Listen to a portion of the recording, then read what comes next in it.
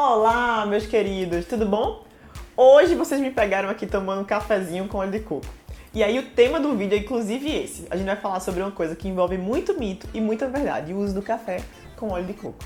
Muita gente que me segue lá no Insta, e se você não segue ainda, produção, coloca aqui o link do Insta para eles seguirem.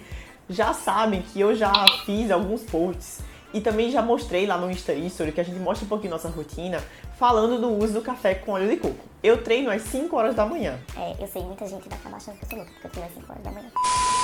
Então, eu treino às 5 horas da manhã e por conta disso, muitas vezes eu consigo fazer essa prática. Eu acho super interessante essa prática, o uso do café com óleo de coco, porque é uma coisa prática, me dá energia e eu já vou pro treino.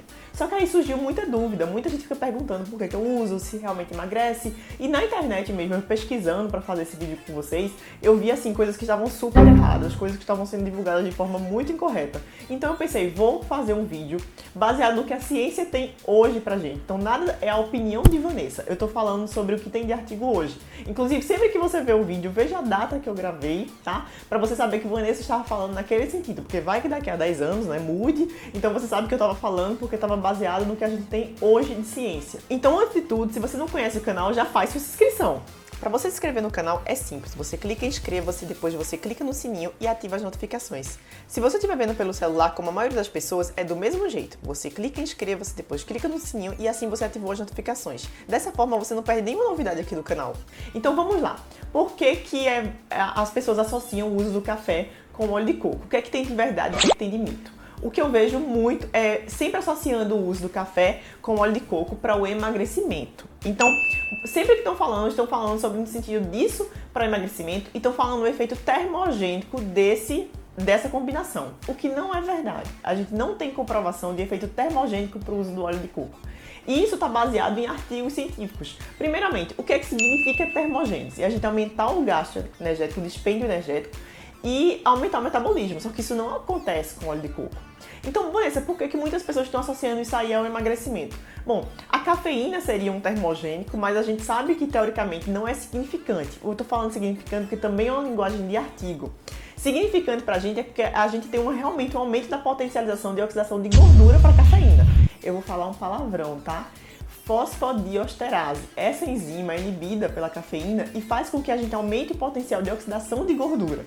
Mas isso não significa que você tem um efeito termogênico, que você tem um efeito de emagrecimento com o uso da cafeína. Então, por que as pessoas usam isso como pré-treino, Vanessa? Porque realmente ele melhora a concentração, ela mexe no sistema nervoso central, isso vai te dar um gás melhor pro treino, e aí se torna uma opção prática porque você consegue associar ela e o óleo de coco. E quais são as vantagens do óleo de coco, Vanessa? Tem alguma? Tem, muitas, e por isso que eu uso. Porque o óleo de coco é uma fonte de TCM. Lá vai palavrão de novo. Triglicerídeo de cadeia média. A gente tem triglicerídeo de cadeia curta, de cadeia média e de cadeia longa. Os de cadeia média, eles estão no intestino. Os de cadeia... Desculpa. Os de cadeia curta estão no intestino... Agora travou tudo. Não vai sair mais nada desse canal. O de cadeia curta está no intestino... Os triglicerídeos de cadeia curta, eles estão no intestino. O de cadeia média a gente tem muito no óleo de coco. E o de cadeia longa a gente encontra muito nos alimentos. Então é uma coisa bem interessante porque somente nas fontes de coco, por exemplo, a gente tem uma quantidade bem bacana de TCM, que é assim que a gente chama, abrevia. E a gente sabe que o TCM tem uma vantagem, o organismo prefere utilizar ela para queimar gordura em relação aos de cadeia longa, por exemplo. Então seria uma das funções que a gente agregaria o uso do TCM e do óleo de coco na alimentação.